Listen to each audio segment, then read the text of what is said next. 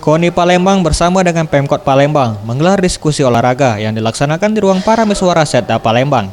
Dalam kegiatan ini di Hari Sekda Palembang, Harobin Mustafa, Ketua DPRD Palembang Darmawan, serta pelatih dan atlet berbagai cabang olahraga yang mengikuti Porprov 2017 lalu.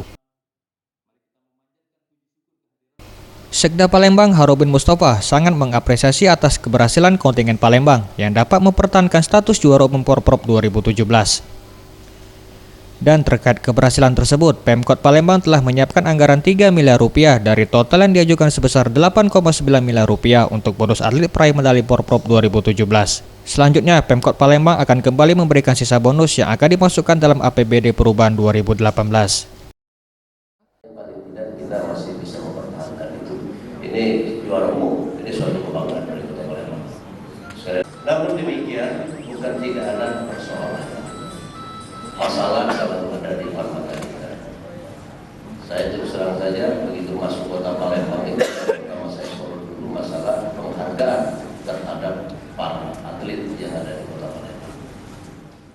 Sementara itu, Suparman Roman, Ketua KONI Palembang, menyambut baik dengan adanya bonus atlet Porprov Palembang yang akan segera cair. Namun ia meminta pencairan bonus dapat segera dilaksanakan karena sangat dibutuhkan para pelatih dan atlet sebagai motivasi dalam meraih prestasi. Itu pun belum sepenuhnya, hanya 50% yang bisa kita penuhi untuk tahap pertama, dan tahap kedua nanti di APBD Indo untuk kita selesaikan. Karena kami harus membagi dari 8,5 miliar yang kami ajukan, ternyata hanya 3 miliar yang bisa diakomodir. 3 miliar ini semua ada di situ untuk kebutuhan pembayaran bonus yang sudah kita hitung.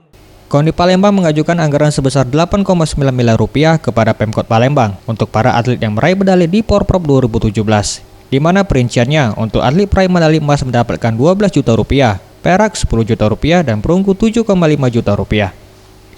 Tim Liputan, Sriwijaya TV.